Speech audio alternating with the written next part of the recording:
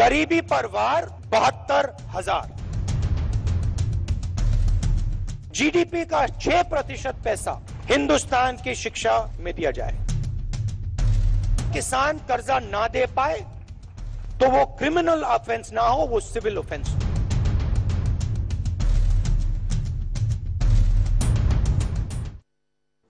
नमस्कार, मी आशिष जाधव। लक्षवेधी चर्चेत तुमचं स्वागत आहे।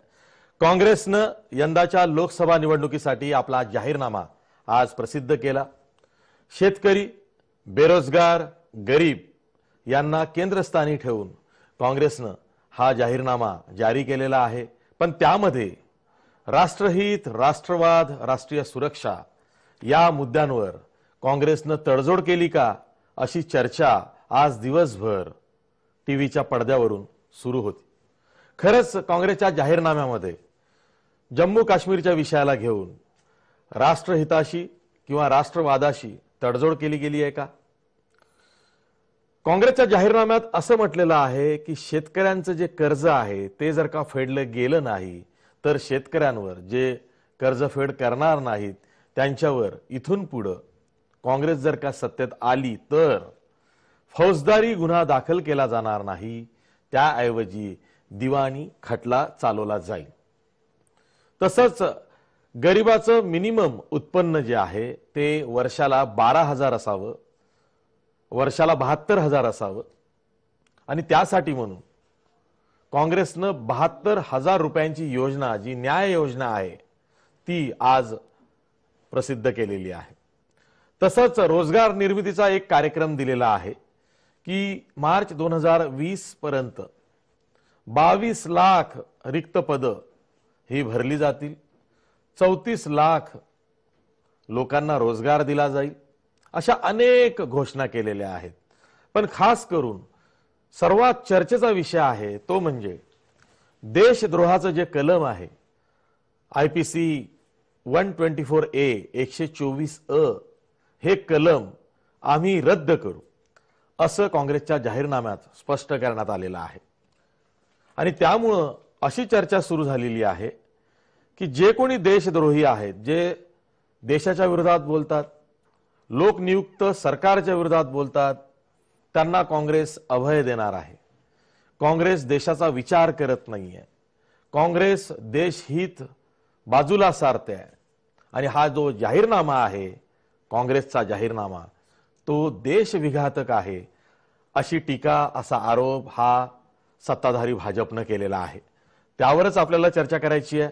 आपल्यासोबत मान्यवर पाहुणे आहेत। आपल्या स्टुडिओमध्ये राष्ट्रवादीच्या मोदी प्रशंसक मतदार पल्लवी तामनकर आहेत।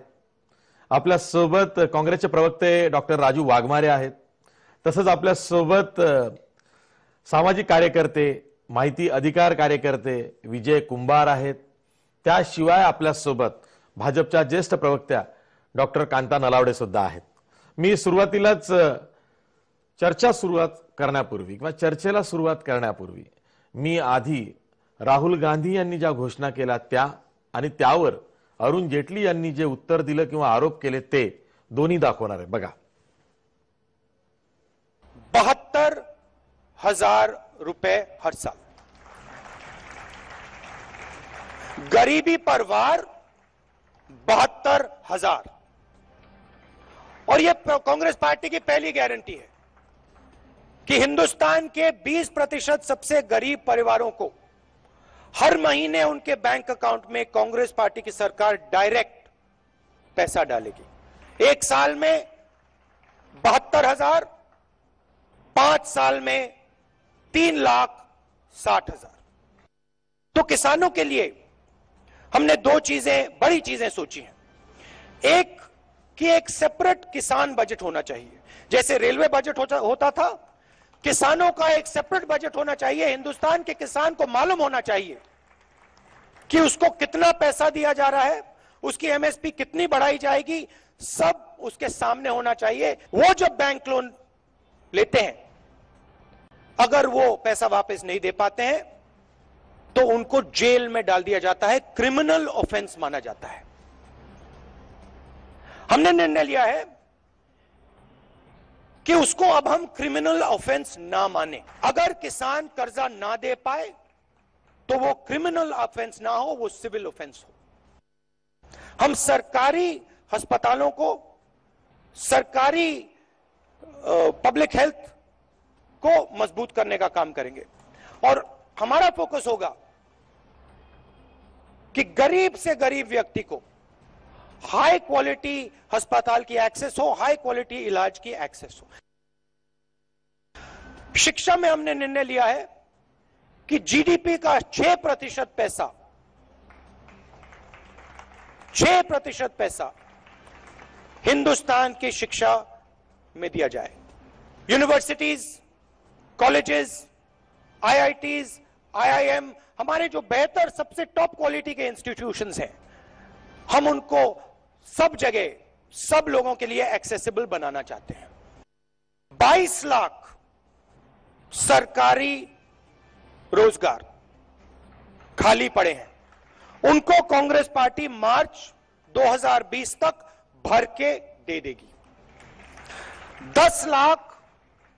10 लाख युवाओं को ग्राम पंचायतों में रोजगार दिया जा सकता है। उन 10 लाख युवाओं को कांग्रेस पार्टी ग्राम पंचायतों में रोजगार दे देगी। एंटरप्रेन्योर्स के लिए, आज अगर आप एंटरप्रेन्योरशिप करना चाहते हैं, मेक इन इंडिया की दुनिया में आप बिजनेस खोलना चाहते हैं, अलग अलग डिपार्टमेंट से आपको परमिशन लेनी पड़ती है, रिश्वत देनी पड़ती है। हमने एक बहुत इनोवेटिव आइडिया निकाला है। 3 साल के लिए हिंदुस्तान के युवाओं को बिजनेस खोलने के लिए कोई परमिशन की जरूरत नहीं, किसी से कोई परमिशन लेने की जरूरत नहीं। आप जाइए, एकदम बिजनेस खोलिए, जो बिजनेस आप करना चाहते हैं करिए, हिंदुस्तान को रोजगार दिलवाइए।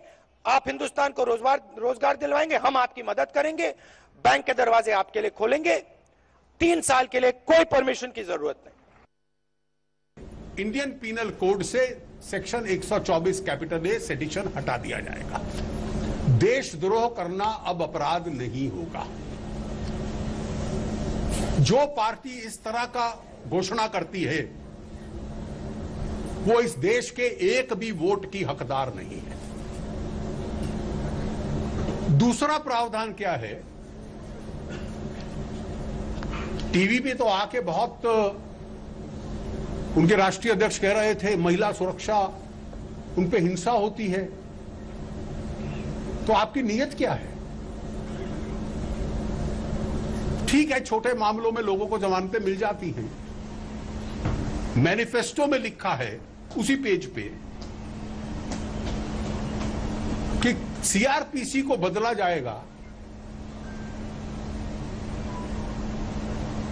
कि जमानत अब से नियम बन जाएगा और जमानत न देना केवल उसका अपवाद। तो कोई आतंकवादी, टेररिस्ट, बहुत बड़ा क्रिमिनल, ये तो न्यायपालिका का फंक्शन है। तो फिर जो महिलाओं से अपराध करेगा, तो किस लिए लिप सिंपैथी दिखला रहे थे आज मैनिफेस्टो के में? यह प्रावधान डाला गया है इस देश के माओवादियों की और जिहादियों की रक्षा करने के लिए कि कुछ समय के पश्चात उनको जमानत मिल जाए।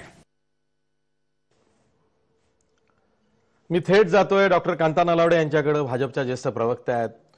कांताताई, काँग्रेसनं दावा केलेला आहे की त्यांचा जाहीरनामा हा आश्वासक आहे। 5 वर्षामध्ये मोदी सरकार जे शेतकऱ्यांना, गरिबांना, रोजगार ज्यांना हवा आहे त्या युवकांना जे देऊ शकलं नाही ते देण्याचा प्रयत्न आम्ही या जाहीरनाम्यातून करतो आहोत। पण भाजपनं काँग्रेसचा हा जाहीरनामा आश्वासक नव्हे तर देशविघातक आहे असा आरोप केलेला आहे। तुम्हाला पटतो तो?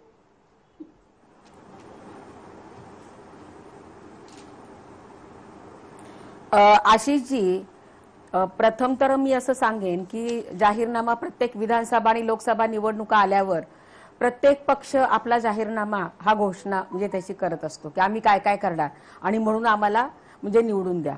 आता आपण जर काँग्रेसचा जाहीरनामा आज राहुल गांधीजींनी म्हणजे तो जाहीर केलेला आहे आणि त्यामध्ये या गोष्टी, ज्या गोष्टी त्यांनी की म्हणजे युवकांना रोजगार देणार किंवा शेतकऱ्यांचे प्रश्न त्यांच्यासाठी आम्ही काय करणार, ग्रामपंचायत क्षेत्रामध्ये आम्ही 1 लाख नोकऱ्या देणार, या सगळ्या गोष्टी म्हणजे प्रत्येक पक्ष अशा प्रकारची आश्वासनं देत असतो, त्यांनीही दिलेली आहेत.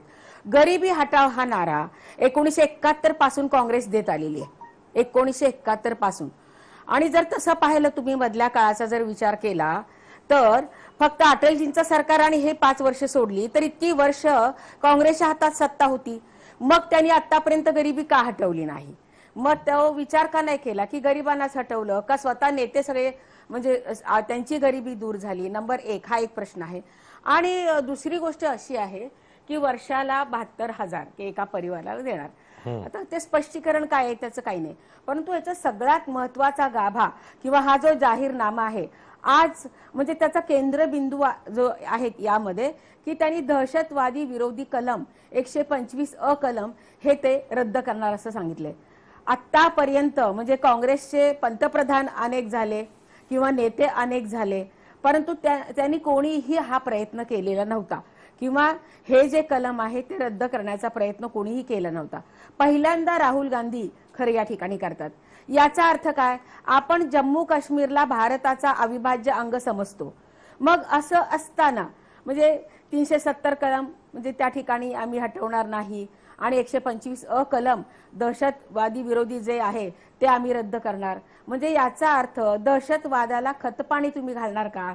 खऱ्या अर्थाने जे दहशतवादी आहेत किंवा देशामध्ये अशांतता म्हणजे नांदवतायत म्हणजे त्यांना तुम्ही पाठीशी घालणार का? डॉक्टर कांता नलावडे काहीतरी गल्लत होते, काहीतरी गल्लत होते आहे.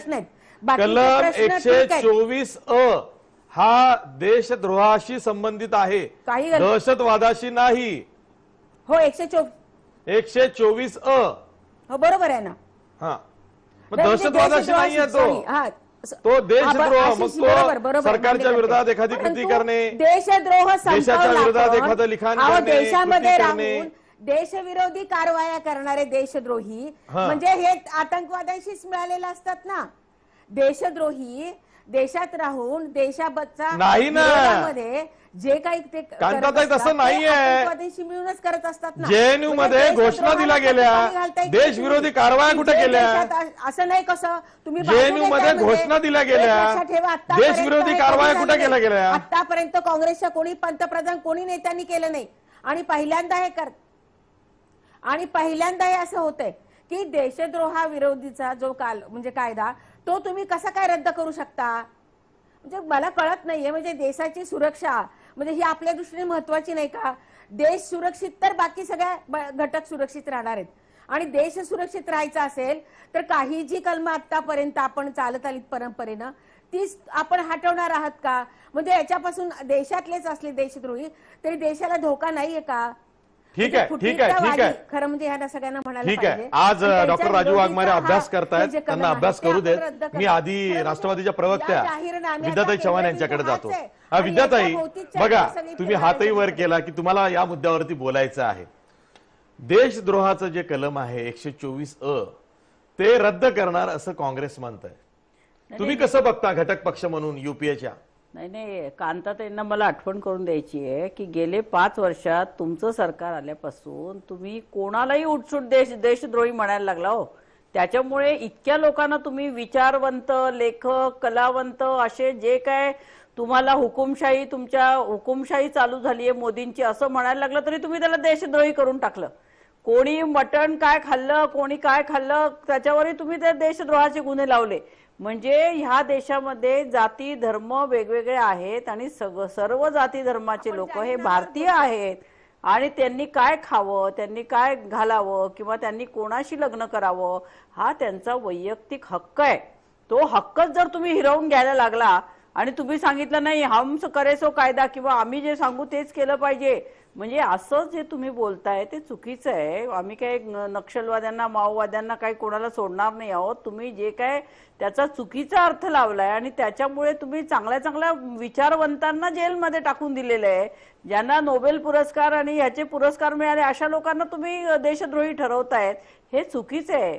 आणि कन्हैया कुमारचं मी उदाहरण देईल. कन्हैया इतका चांगला हुशार मुलगा जो इतकं चांगल्या प्रकारे मांडणी करतोय, तो मोदींच्या विरोधात बोलतोय म्हटल्याबरोबर तुम्ही त्याला देशद्रोही ठरवून टाकायचं. म्हणजे ह्या देशामध्ये लोकशाही आहे. कोणी पंतप्रधान असेल, कोणी राष्ट्रपती असेल, कोणी कुठल्या मोठ्या पदावर असेल, त्याचं जर का चुकलं तर लोकशाहीमध्ये बोलायचा अधिकार आहे, तो संविधानाने आम्हाला दिलेला आहे. आणि म्हणून तुम्ही जर आम्हाला सगळ्यांना देशद्रोही ठरवणार असाल तर आम्हाला निश्चितच त्या लोकांना संरक्षण दिलं पाहिजे. आमच्या दृष्टीने देशद्रोही नाही आहेत ना ते. तुम्ही कोणालाही देशद्रोही ठरवाल आणि वाटेल ते बोलाल आणि वाटेल ते कराल. म्हणजे पुढच्या आता ह्या 5 वर्षामध्ये तुम्ही जर इतकं केलं तर पुढच्या 5 वर्षामध्ये तुमचेच खासदार सांगत होता की आता ज्याच्या पुढे निवडणुका होणार नाही. म्हणजे ह्या देशाला संविधानानं जे अधिकार दिलेले आहेत, बोलण्याचे अधिकार दिले, स्वतःला व्यक्त होण्याचे अधिकार दिले, ते जर हिरावून घेणार असतील तर निश्चितच आम्हाला आता ह्याच्यावरती विचार करायला लागेल. आणि अतिशय विचारपूर्वक असा जाहीरनामा काँग्रेसने दिलेला आहे. राहुल गांधींनी जे काय सांगितलेलं आहे त्याच्यामध्ये अनेक त्यांनी मला तर पुढच्या ह्याच्यामध्ये मी बोलेल त्याच्यावरती. हो, आता मी डॉक्टर राजू वाघमारे यांच्याकडे जातोय कारण त्यांचा अभ्यास झालेला आहे, ते आपल्याकडे बघतायत आता. राजू वाघमारे, हे बघा, उजव्या विचारसरणीला असं वाटतं की देशातला जो सांस्कृतिक दहशतवाद आहे त्यांच्या मनाप्रमाणे तो रोखण्यासाठी हे जे कलम आहे 124A हे खूप उपयोगाचं आहे. अगदी त्याच्या उलट काँग्रेसला वाटतंय की सांस्कृतिक दहशतवादाच्या नावाखाली ज्याला त्याला दोष किंवा देशद्रोही करार करून त्याच्यावर सूड उगवला जातोय, म्हणून हे कलमच रद्द करायचं. हे असं का होतं? या कलमाचा गैरवापर यापूर्वी इतका झाला नाही की या कलमाचं तुम्ही खच्चीकरण करा किंवा ते कलम का रद्द केलं जातंय किंवा तसं का सांगितलं जातंय जाहीरनाम्यातून?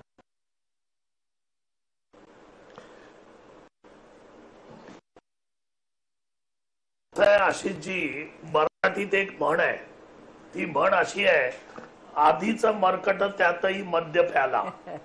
म्हणजे जे माकड असतं त्याला जर तुम्ही दारू पाजलीत तर माकड चेष्टा तर करतच माकड, पण दारू पाजल्यावर तो काय करू शकतो याचं उत्तम उदाहरण बीजेपी आहे. कारण बीजेपीला 2014 साली सत्तेवर आल्यानंतर जी सत्ता मिळाली, जे मद्य मिळालं, त्याच्यामुळे आधीच मरकट त्यातही मद्य प्याला. त्याच्यामुळे इतका उतावेळपणा आणि इतका त्यांनी धुमाकूळ घातला. आता हे जे कलम आहे, हे कलम की तुम्हाला त्यावेळी इंग्रजांच्या काळामध्ये अशा प्रकारची कलम होती की तुम्ही जर याच्यासाठी उठाव करणार असाल, देशद्रोह म्हणजे काय की तुम्ही उठाव करणार असाल, सरकारच्या विरोधात तुम्ही सगळी यंत्रणा वापरून तुम्ही उठाव करणार असाल तर त्याला देशद्रोही म्हटलं जातं आणि त्याच्यावर तुम्हाला ते कलम लावता येतं. आता यांनी त्याचा अर्थ, कारण शेवटी लॉ इज अ इंटरप्रिटेशन, यांनी स्वतःच्या इंटरप्रिटेशन प्रमाणे हक्क असा घेतला की आम्ही हुकुमशाह आहोत, हिटलर नंतर आमचाच जन्म झालेला आहे, त्याच्यामुळे आमच्या विरोधात जर कोण बोलत असेल तर तो हा कोणत्याही परिस्थितीत देशद्रोही असला पाहिजे. म्हणजे यांचे प्रवक्ते हाकेजी, त्या दिवशी सॅटेलाइटचा प्रोग्राम होता, ते अँटी सॅटेलाइटच्या बाबतीतला प्रोग्राम, ते हाकेजी या प्रोग्राम मध्ये सांगतायत की ज्यांना मान्य नाही आहे अँटी सॅटेलाइट, हे जे त्यांना वाईट वाटतंय ते देशद्रोही आहेत. म्हणजे उद्या यांच्या विरोधात जो काही काय बोलेल माणूस, मोदींच्या विरोधात जी काही आम्ही बोलू, उद्या आमच्यावर पण हे टाकणार आहेत की तुम्ही देशद्रोही आहात का, तर पंतप्रधानांच्या विरोधात बोलता. यांच्याकडे आयडियोलॉजी काही नाहीये. त्याच्यामुळे सांस्कृतिक दहशतवाद जो यांनी आणलाय, जो हिटलरनी पण आणलेला, त्याच्या खाली राष्ट्रवाद जपायचा आणि राष्ट्रवादाची भूमिका करायची. आता भारताला अखंड ठेवायचे धडे आम्हाला बीजेपीने द्यावे, याच्यापेक्षा वेगळी चेष्टा कुठचीच नाही. कारण ज्या देशाला स्वातंत्र्य करत असताना आम्ही इंग्रजांबरोबर लढत होतो, त्यावेळी इंग्रजांच्या मांडीवर जाऊन RSS आणि जनसंघाचे लोक बसलेले, त्यावेळी यांची पत्रकं होती की स्वातंत्र्य लढ्यामध्ये तुम्ही जाऊ नका, त्याच्यापेक्षा इंग्रजांबरोबर तुम्ही नोकऱ्या करा. अशा प्रकारचं हे सगळं यांचं वागणं, आणि यांनी आम्हाला शिकवावं की तुम्ही देशात विघातक काम करताय. अहो, आम्ही या देशामध्ये लोकशाही टिकवून ठेवली, आम्ही घटनेच्या मार्गातून या देशामध्ये आजपर्यंत राज्य केलं. तुम्ही नाही सत्तेवर आलात, तुम्ही घटना बदलायला तयार झालात, तुम्ही घटनेचं पूर्ण वाटोळ करायला तयार झालात, आम्ही घटना बदलू, तुमचे केंद्रीय मंत्री म्हणतात अशा पद्धतीने तुम्ही देश चालवताय. म्हणून मी म्हणालो आधीचं मर्कट त्यातही मद्य प्यालेलं हे बीजेपी आहे, त्याच्यामुळे त्यांच्या हातात जर कोलीत दिलं आपण तर हे आग लावतील हो. कारण यांना डोकं नावाची गोष्ट नाही आहे. आता देशद्रोहाचा जो कलम आहे त्याचा अभ्यास तर करायला पाहिजे यांनी. तर तुम्ही आणि मी काही बोललो तर प्रत्येकाला नक्षलवादी ठरवायचं, प्रत्येकाला देशद्रोही ठरवायचं, प्रत्येकाला पाकिस्तानात पाठवायचं, हे कुठचं काम आहे यांचं. त्याच्यामुळे असे लोक जर सत्तेवर असतील तर या देशाला हुकुमशाहीच्या खाईत लोटल्याशिवाय हे कमी करणार नाहीत. म्हणून काँग्रेस पक्षाने ही भूमिका घेतली. याच्यात वावगं काय? ठीक आहे डॉक्टर कांता नलावडे, यात वावगं का आहे? देशद्रोहाच्या कलमाचा जर का गैरवापर होत असेल तर ते कलम रद्द करण्याचं केवळ एक आश्वासन दिलेलं आहे, त्याची पूर्तता फार दूरचा विचार आहे.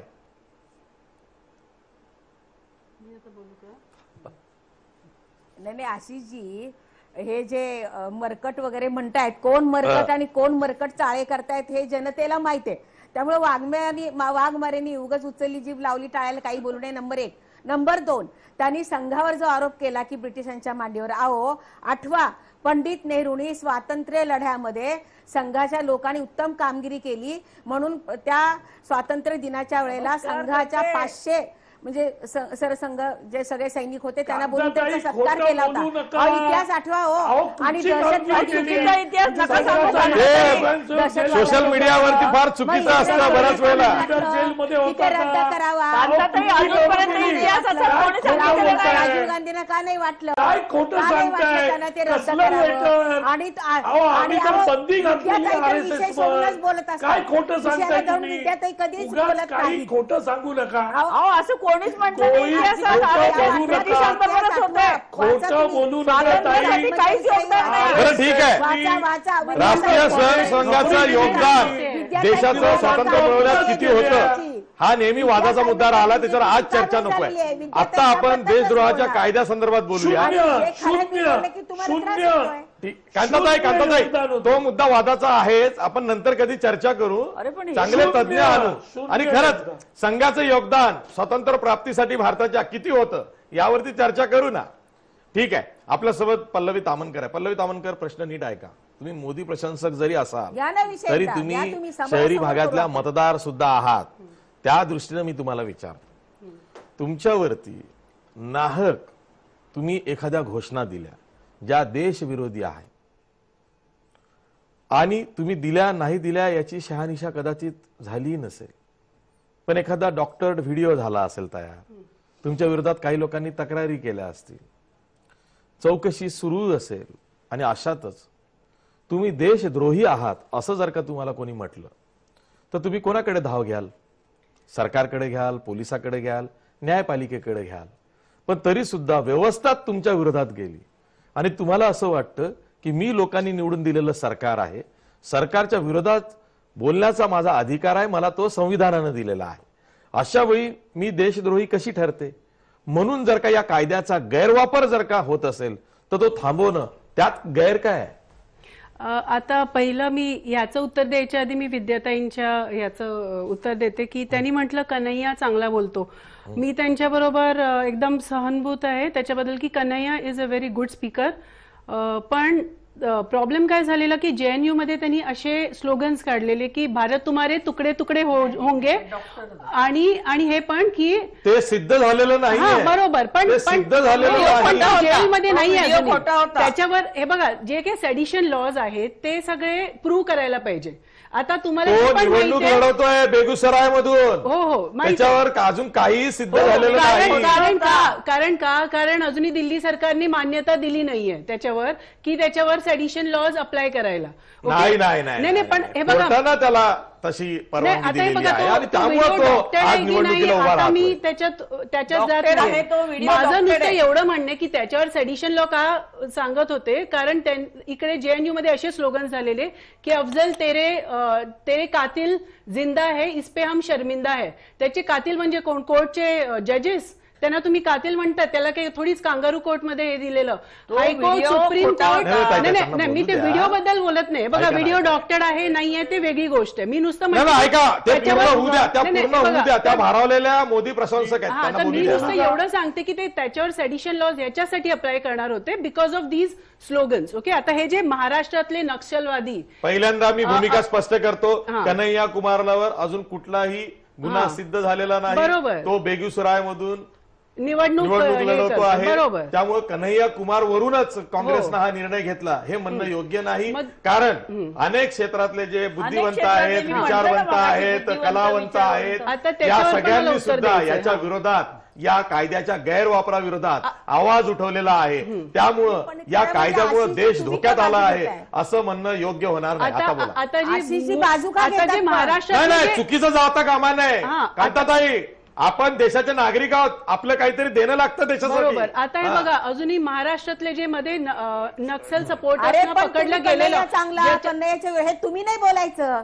का नाही बोलायचं? तुम्ही नाही चुकीचं कसं जाईल तेव्हा कसं जाऊ द्यायचं? ऐका की नाही, न्यायपालिका आहे की नाही, तिचा आदर ठेवला नको? असं कसं का नाही ठेवायचा न्यायपालिकेचा आदर? बीजेपीच्या विरोधामध्ये ठासून खोटं बोलायचं. कोण बोललं असं? बीजेपीच्या विरोधात ठासून खोटं बोलायचं. अहो, तसं नाही. बीजेपीच खोटं बोलते, आम्ही नाही बोलत. आम्ही ते तुमच्या प्रवक्त्यांमधला वाद आहे, एक बाजू अजिबात प्रवक्त्यांमधला तो वाद आहे, त्यात आम्ही नाही पडणार. प्रयत्न करतो. पण न्यायपालिकेला आधारे धरून जर का काही खोटं पसरवलं जात असेल तर ते थांबवलं पाहिजे, ही माझी भूमिका आहे. माझं तर ते नक्षलवादींचं बद्दल हे म्हणणं होतं, जे नक्षल सपोर्टर्स ज्यांना महाराष्ट्र गव्हर्नमेंटनी मध्ये पकडलेलं ATSनी, तर ते याच्यासाठी पकडलेलं की ते मोदींच्या अगेन्स्ट कट रचत होते त्यांना मारण्याचा.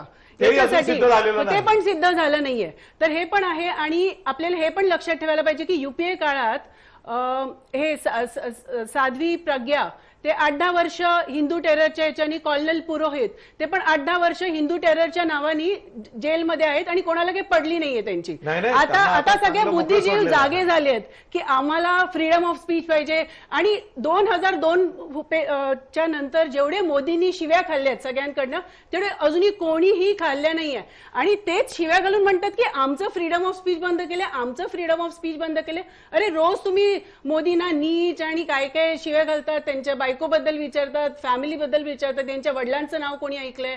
मोदींना जेवढ्या घाण जेवढ्या घातल्यात तेवढ्या अजूनही कुठच्याही पॉलिटिशियनला घातले नाहीयेत. आणि तरी बदनाम केलं पप्पू पप्पू म्हणून. अहो, पण राहुल गांधी एकाच स्पीचमध्ये 5 वेळा त्याचे नंबर्स बदलतात. एकदा म्हणतात 72,000 वर्षाला, एकदा म्हणतो 72,0000 महिन्याला, आणि मध्ये आलं 72,000 करोड प्रत्येकाला. मग म्हणतो मी नाही मोदी भक्तांनी अजून एक गोष्ट, 25,000 करोड लोकांना गरिबीतून बाहेर काढणार. अरे भारताचं पॉप्युलेशन 134 करोड आहे, 25,000 करोडना कुठून काढणार?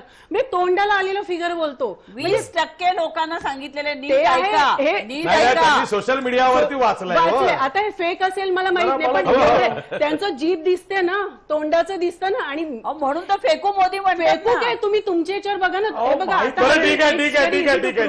राजू वाघमारे, हे उत्तर द्या.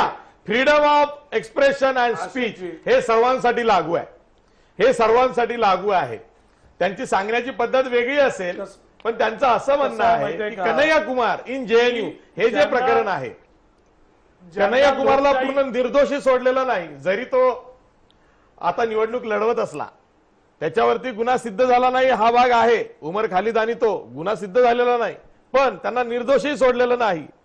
अशा वेळी हे कलम रद्द करणे म्हणजे उरला सुरला धाक सुद्धा लोकांवरचा काढून टाकणे असं होत नाही का?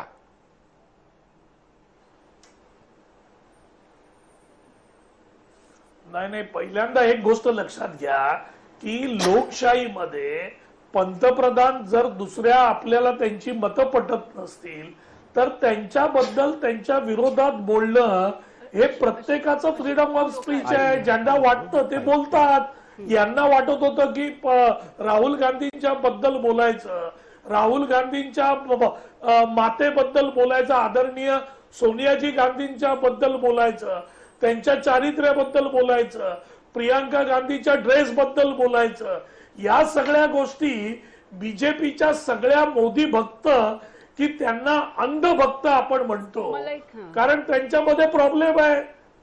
तर त्यांना हे राजू वाघमारे, मौत का सौदागर कोण बोललो होतं? मौत का सौदागर कोण बोललो होतं? अहो लोकशाही मौत का सौदागर कोण बोललो होतं? विसरले, अहो राजू का वाघमारे बोलायचं विसरले ते. नाही? जर मला वाटत असेल, गुजरातमध्ये ज्या दंगली ऐका, झाल्या जर आणि जे काँग्रेसला मोठ्या वाटत प्रमाणात असेल लोकांची हत्या की करण्यात आली, मोदींनी त्याला केलेलं मौत का काम सौदागर नाही हे म्हणायचं तर काय मौत म्हणायचं? का मॅडम, सौदागरचं सगळीकडे काम सगळ्या आहे. कोचनी मग त्याला आम्ही नाही. का बोलू नये? राजू वाघमारे मला एका हजारो प्रश्नाचं उत्तर लोकांना द्या आणि जाळून विद्यार्थ्यांना पण टाकलं. विचारते प्रश्न मी. नाही, सरांना मी एक प्रश्न गुजरातमध्ये विचारले झालं. की- त्यांचं उद्या हे का बोलू पल्लवी ताई, नये? उद्या आधी या.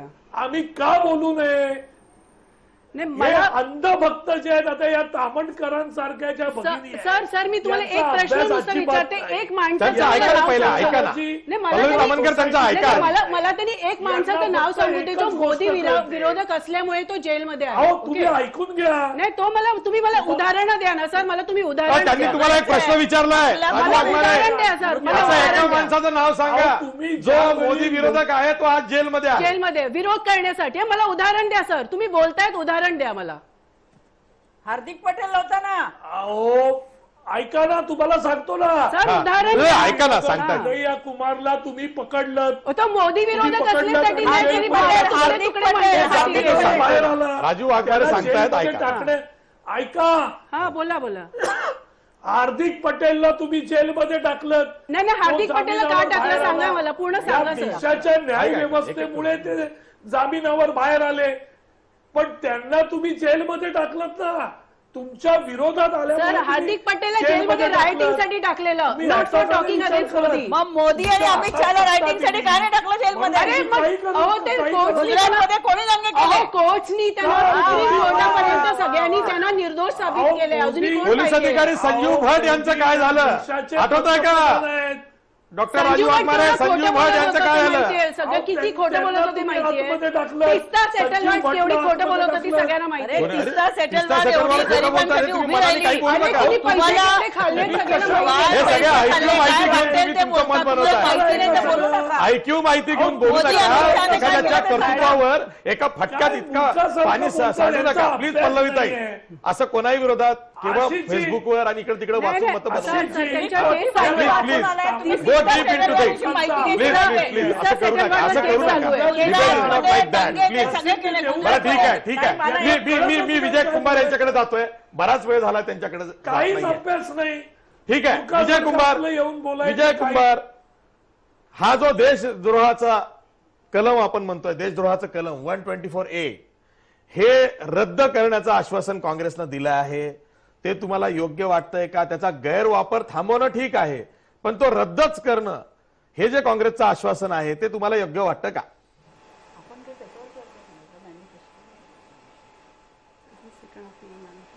अजिबात नाही. आशिषजी, मागे मी राज्यात फिरत असताना एका गावामध्ये एक पुरोगामी विचाराचं साप्ताहिक चालू झालं. लगेच विरोधकांनी प्रतिगामी विचाराचं साप्ताहिक चालू केलं. असं काहीतरी या एकमेकांच्या विरोधात बोलण्याचं हे चाललेलं आहे. या गव्हर्नमेंटने वापर केला की नाही, गैरवापर केला का 124 कलमाचा हा भाग आहेच, परंतु तो गैरवापर केला म्हणून ते कलम रद्दच करायचं हे मात्र साफ चुकीचं आहे. त्याच्यामध्ये काहीतरी संशोधन करणं, फ्रीडम ऑफ स्पीच आणि देशद्रोह याच्यामध्ये काहीतरी सीमारेषा आखणं हा एक चांगला उपाय ठरला असता. परंतु आपल्याकडं हल्ली असं झालं की मुंग्या झाल्या म्हणून घर जाळायला सुरुवात करतायत. हे अत्यंत चुकीचं आहे. दुसरी गोष्ट तेच अपस्पाच्या ऐका राजू वाघमारे, ऐका एक मिनिट पूर्ण ऐकून घ्या. मी 5 मिनिट राजू वाघमारे ते तुमच्यामध्ये बोललेत का? पूर्ण ऐकल्यावर बोल. त्यांचं ऐका ना तुम्ही आधी. अपस्पाच्या बाबतीत बोलता येईल. राष्ट्रीय पक्षांचं हे असं असतं बघा, लहान लोकांचा लहानग्यांचं तुम्ही ऐकून घेत असं नाही. म्हणता येईल. हा साधारणपणे हा माझ्या मते आता मतदार राजा आहे. माझ्या मते एवढं हा लक्षात ठेवा. कायदा साधारणपणे 1960च्या सुमारास 58 की 60च्या सुमारास आला. हा बोला. अपस्पाचा जो कायदा आला हा साधारणपणे 1958-60च्या सुमारास आला. त्यानंतर इराम शर्मिला यांनी 16 वर्ष आंदोलन केली. त्यावेळेला काँग्रेसच सरकार होतं. 10 वर्षे त्यातली त्यांनी उपोषण केलं तरीही तो कायदा रद्द झाला नाही. अपस्पाचा गैरवापर होतोय की नाही हा सुद्धा वादाचा विषय आहे. पण म्हणून असे कायदेच रद्द करायचे असं काहीतरी आश्वासन द्यायचं हे पूर्णपणे चुकीचं आहे. त्यांच्या मॅनिफेस्टो मधल्या काही गोष्टी चांगल्या आहेत, काही गोष्टी मला पटलेल्या नाहीत, पण नंतर ते ज्यावेळेला आपल्या समोर येईल त्यावेळेला बघून. परंतु असं काहीतरी टोकाचं आश्वासन द्यायचं जे पूर्ण करता येणं केवळ शक्य नाही किंवा त्याच्यासाठी देशाला कदाचित कमकुवत काहीतरी बनेल देश, अशा पद्धतीचं काहीतरी आश्वासन द्यायचं हे पूर्णपणे चुकीचं आहे. ठीक आहे, या जाहीरनाम्यातलं जे चुकीचं आहे त्याविषयी आपण सल्लागारांनी त्यांना चर्चा केली. काँग्रेसला ते चुकीचं वाटत नाही, काहींना ते चुकीचं वाटतंय की लोकांना धाक असावा, देशद्रोहा संदर्भात जरब असावी, की आज केवळ freedom of expression and speech पुरती हे अवलंबून आहे, म्हणून आपण एखाद्या वेळेस म्हणतो की त्याचा गैरवापर सरकारकडूनच होतोय. पण उद्या जर का देशविरोधी कृतीच झाली तर मग कायद्याचा बडगा आहे कुठे? म्हणून असा कायदा असावा असं अनेकांना वाटतंय. आपण ब्रेक घेणार आहोत आणि ब्रेक नंतर काँग्रेसनं शेतकरी, बेरोजगार आणि गरीब यांना केंद्रस्थानी ठेवून ज्या उपाययोजना, जी वचनं, जी आश्वासनं जाहीरनाम्यातून दिलेली आहेत त्यावरती आपण चर्चा करणार आहोत. पुन्हा भेटूया ब्रेक नंतर. गरीबी पर वार 72,000, जीडीपी का 6% पैसा हिंदुस्तान की शिक्षा में दिया जाए. किसान कर्जा ना दे पाए तो वो क्रिमिनल ऑफेंस ना हो, वो सिविल ऑफेंस हो. वचन निभाएंगे, जी आश्वासनं, जी वचनं काँग्रेसनं जाहीरनाम्यातून दिलेली आहेत ती देशहित, राष्ट्रवाद, राष्ट्रीय सुरक्षा या संदर्भातली आश्वासनं आपण बाजूला ठेवूया. त्यावरती आपण आत्ताच खूप हेटेड डिबेट केलेला आहे. पण शेतकरी, बेरोजगार आणि गरीब यांना केंद्रस्थानी ठेवून जी आश्वासनं दिली गेलेली आहेत ती व्यवहार्य आहेत का ही आपण तपासून बघणार आहोत. मी पुन्हा जातोय डॉक्टर राजू वाघमारे यांच्याकडे. डॉक्टर राजू वाघमारे, गरीबी हटाओ, गरीबी हटाओ, गरीबी हटाओ, सडक, बिजली, पाणी या पलीकडे निवडणुकांचा विचार काँग्रेस करत नाही. काँग्रेसकडे असा रोडमॅप नाहीये की जिथे गरिबी दिसणार नाही, जिथे बेरोजगारी दिसणार नाही, जिथे शेतकरी सुखी आहे. जे काँग्रेस 1971 ला म्हणत होतं, 20 कलमी कार्यक्रम गरिबी हटावचा जो होता तोच आज 2019 मध्ये सुद्धा काँग्रेसकडे आहे. इतकी अधोगती का?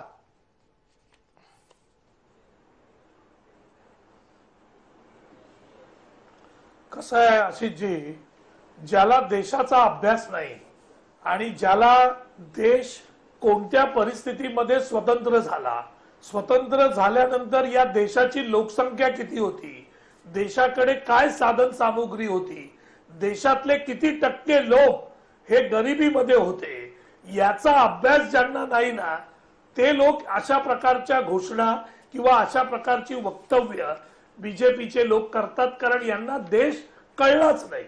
अहो, ज्यावेळी ती घोषणा केली त्यावेळी जवळजवळ 60 ते 65% लोक हे गरिबीच्या, पूर्णपणे गरिबी रेषेच्या खाली आणि गरिबीमध्ये होते. आपला मध्यम वर्ग जो आहे आत्ताचा, जो तामणकरांसारख्या मोदी प्रशंसक तयार झाल्या, हा मध्यम वर्ग तयार करणं ही काँग्रेसची देण आहे की तेव्हापासून जो गरिबी हटाव कार्यक्रम सुरू केला त्या गरिबीतून हा मध्यम वर्ग तयार झाला, त्याच्यातून उच्च मध्यम वर्ग तयार झाला.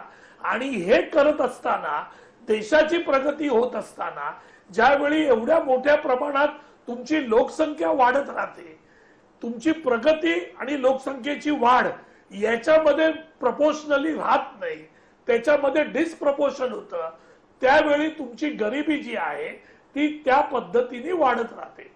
आणि ती करत करत आता 20% आणली आणि ती 20% आणलेली गरिबी सुद्धा काढून टाकण्याचा प्रयत्न जर काँग्रेस करत असेल आणि ज्यांच्याकडे आहे रे लोक आहेत त्यांच्याकडून घेऊन ज्यांच्याकडे नाही रे लोक आहेत त्यांच्या तोंडामध्ये जर अन्न टाकत असेल, घास टाकत असेल, तर यांना एवढं वाईट वाटण्याचं कारण काय?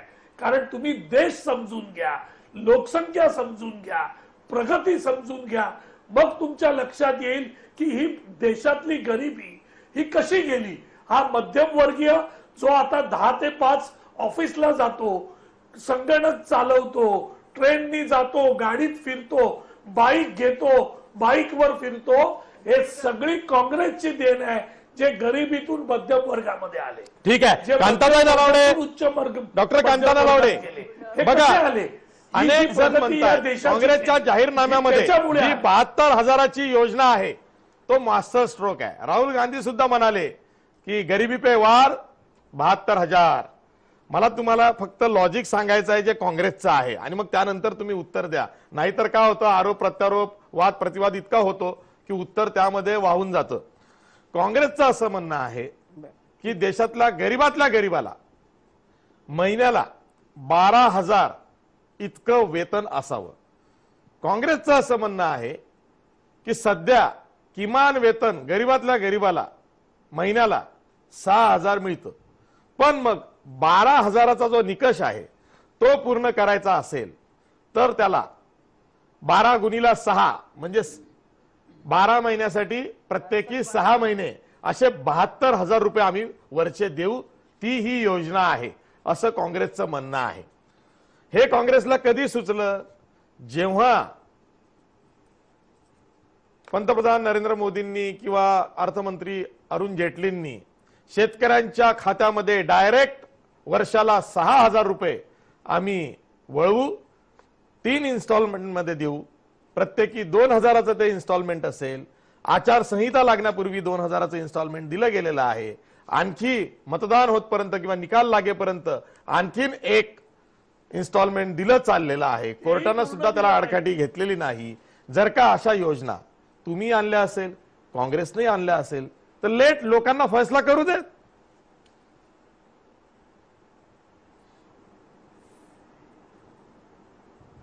आशिषजी, माझं काहीच म्हणणं नाही ना की लोकांना निर्णय घेऊ दे.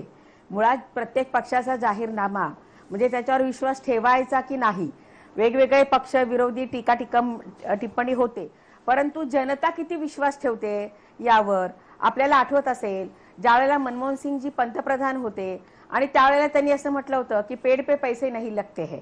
हे वाक्य मला असं वाटतं की राजू वाघमारे यांच्या पण लक्षात असेल की पैसा कुठून आणणार, झाडाला पैसे लागत नाहीत. त्यांच्या म्हणजे केंद्रीय कृषी मंत्री एकदा शेतकऱ्यांच्या कर्जमाफीच्या विषयी ज्या वेळेला आंदोलक त्यांना भेटायला गेले नेते तेव्हा त्यांना असं त्यांनी सांगितलं होतं की शेतकऱ्यांना फुकटची सवय लावू नका, शेतकऱ्यांना अशी फुकटची सवय लावू नका. बँकांवर मग बर्डन येतं आणि मग ते सरकारवर येतं, सरकारी योजनांवर येतं. मला असं वाटतं की या सगळ्या गोष्टी राजू वाघमारे बोलतात काय कळतं का की सगळे स्कूटरवर चालतात, 4 व्हीलर चालवतात, ते सगळे काँग्रेसमुळे. म्हणजे आता हे उद्योजक, नोकरी करणारे, शिक्षण सगळ्यांनी बंद करायचं का? सगळं काँग्रेसनेच. त्यांची सत्ता होती ना मधली 6 वर्ष सोडल्यावर. तुम्हीच तर बोलताय. आपण काय बोलतोय? तुम्हीच तर बोलता नेहमी 70 वर्ष काँग्रेसने काय केलं. अरे पण ही पद्धत तुम्हीच बोलताय. आशिषजी, अजून एकच गोष्ट मला बोलायची आहे. त्यांनी जे बोलले की प्रियंका गांधींच्या ड्रेसवर किंवा सोनिया गांधींवर बोलतात, पण मला सांगायचंय तुम्ही आजच नागपूर लोकसभेमध्ये तुमचे साथीदार ते कवाडे काय बोलले स्मृती इराणींबद्दल, तिच्या विरोधात टीका जरूर करा, पण ती मोठं कुंकू लावते त्याचा त्यांनी काय संकल्प, तिच्या चारित्र्यावर शिंतोडे उडव. नाही बघा, तुम्ही जेव्हा आम्हाला असं विचार बोलताना तर अशा पद्धतीने तुमचे नेते किंवा तुमचे साथीदार काय बोलतात हे पण तुम्ही बघा ना. हे पटतं आपण राजू वाघमारेंना उत्तर घेऊ. राजू वाघमारे, जोगेंद्र कवाडे यांच्या मुलाचं चुकलं की नाही? जोगेंद्र कवाडे यांच्या मुलाचं चुकलं की नाही? अशा पद्धतीनं जाहीर सभेत वैयक्तिक टीका करायची की नाही? का करायची सांगा?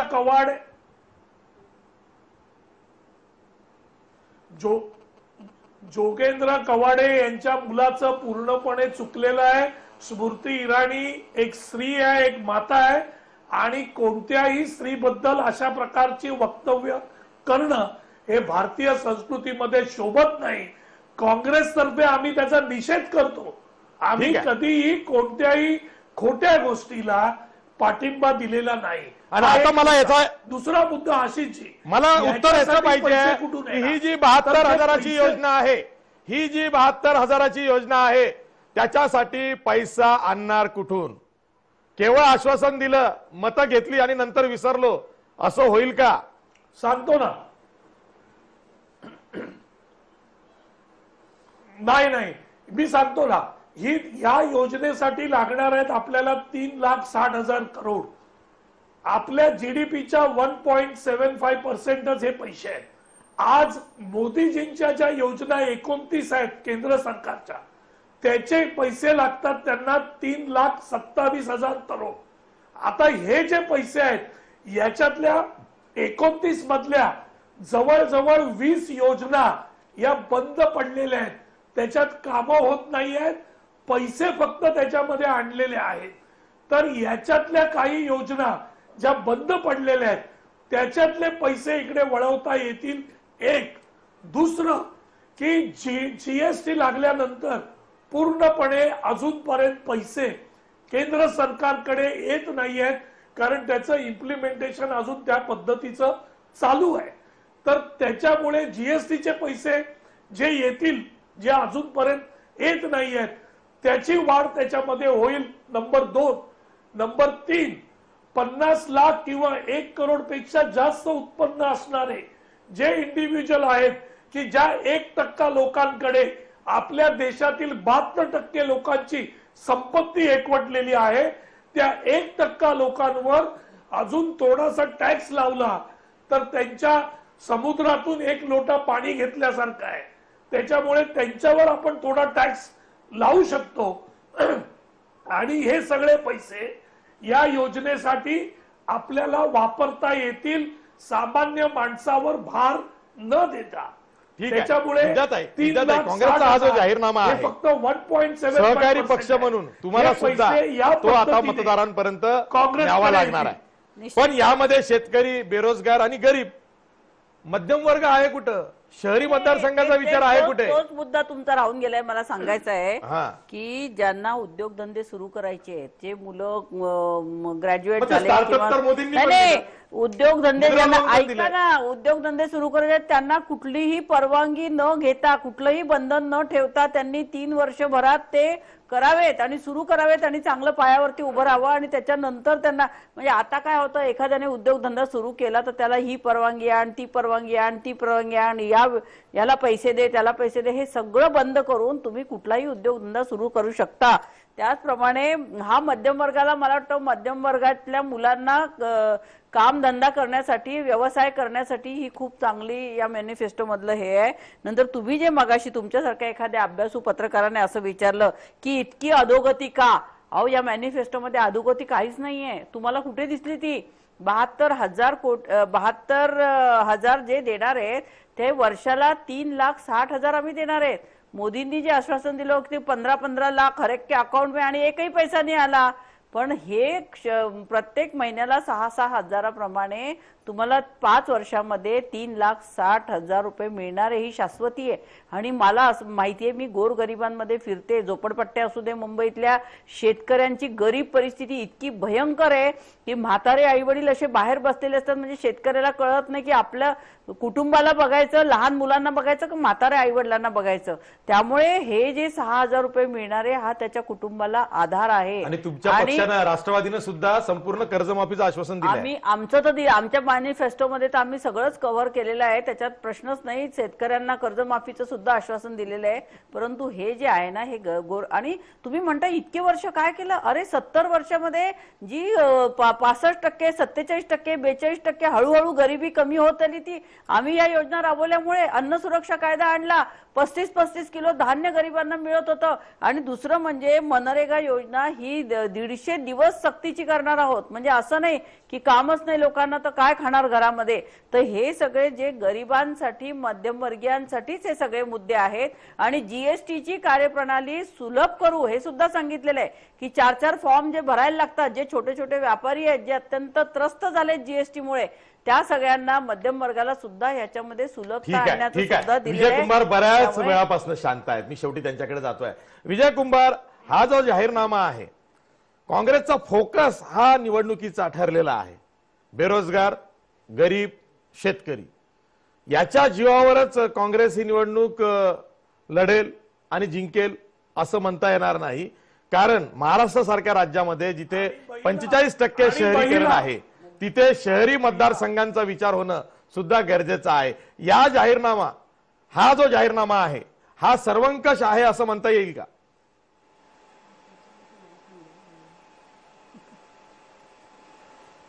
नाही म्हणता येणार, कारण त्याचं उत्तर असं आहे की त्यांचा 55 पानाचा तो जाहीरनामा आहे. त्याच्यातले जे 15 पॉईंट त्यांनी दिलेत प्रतिज्ञा म्हणून, त्याच्यावर फोकस केलं तर त्यांनी सगळ्या विषयांना स्पर्श करायचा प्रयत्न केलाय. मात्र त्या विषयांना न्याय कसा देणार याचं मात्र उत्तर त्याच्यामध्ये कुठेही दिसत नाही. उदाहरण द्यायचं झालं तर 3 वर्षात कुणी काही न करता कसाही व्यवसाय करा, हे असं म्हणजे काहीतरी योजना असेल नक्की त्यांच्याकडे, परंतु असं करायला गेलं तर देशामध्ये अराजक माजेल. कारण पर्यावरणाची परवानगी लागते, आणखी काही गोष्टींची परवानगी लागते, अशा परवानग्या घ्याव्याच लागतात. त्याच्यामुळे त्यांनी कशाच्या आधारावर केलंय, त्यांच्या मोठ्या आणखी काही कल्पना आहेत हे बघावं लागेल. आता ह्या ज्या गरिबांच्या योजना आहेत ते सगळे पक्ष एकसारखेच वापरत असतात, त्यामुळे त्याच्यावरती फारसं काही बोलायची गरज नाही.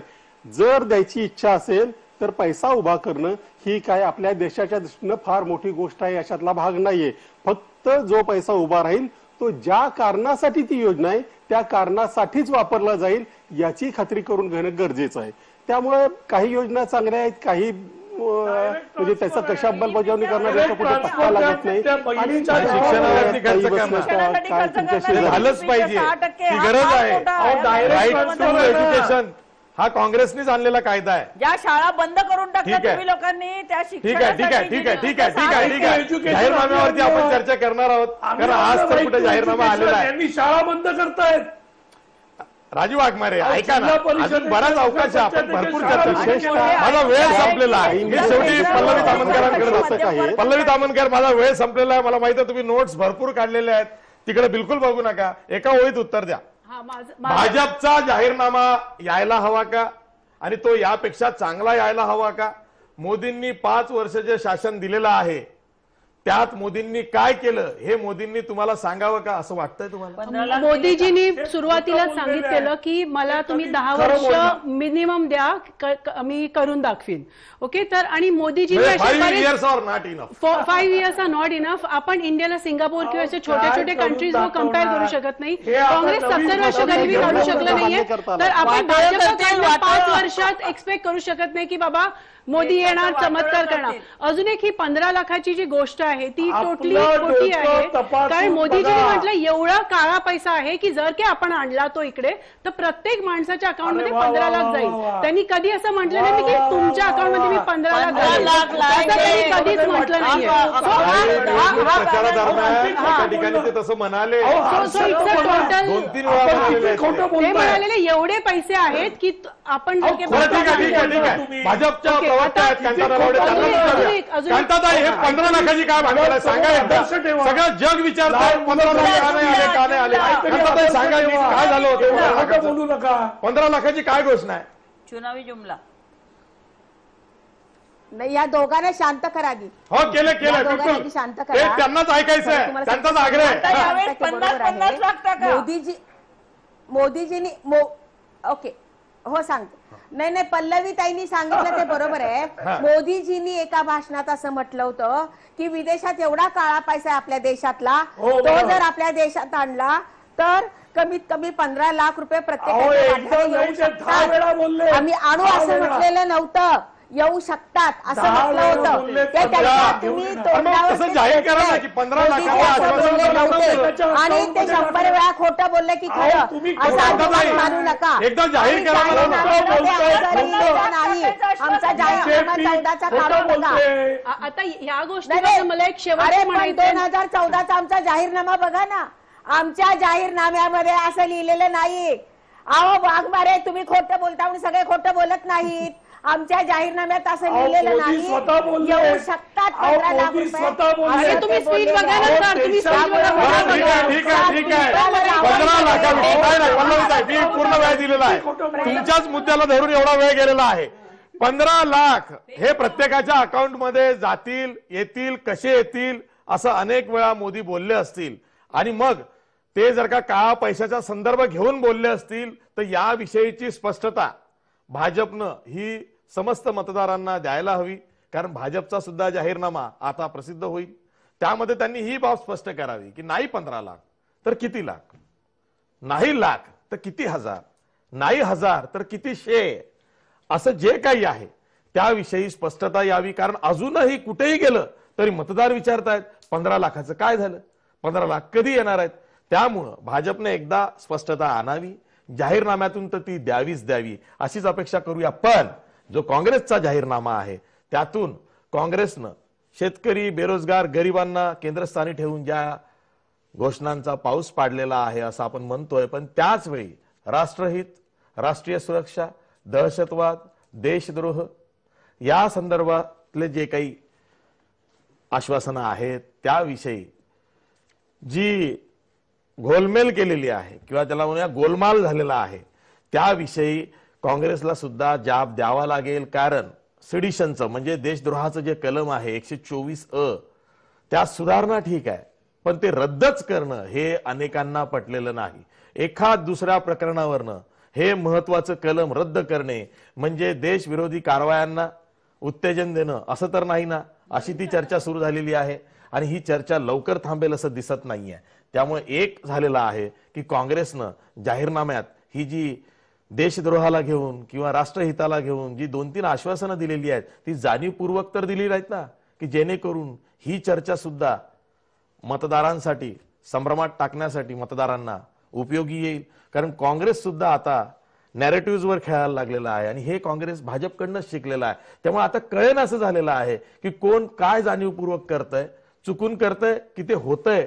त्यामुळं निवडणूक जोवर होत नाही, जोवर निकाल येत नाही, तोवर यांच्या खेळी, यांचे डावपेच, यांच्या चाली ह्या इतक्या सहजासहजी लक्षात येतील असं दिसत नाही. इथेच थांबतो. मान्यवर पाहुण्यांचे आभार मानतो. पाहत राहा जय महाराष्ट्र न्यूज. गरीबी पर वार 72,000, जीडीपी का 6% पैसा हिंदुस्तान की शिक्षा में दिया जाए. किसान कर्जा ना दे पाए तो वो क्रिमिनल ऑफेंस ना हो, वो सिविल ऑफेंस हो.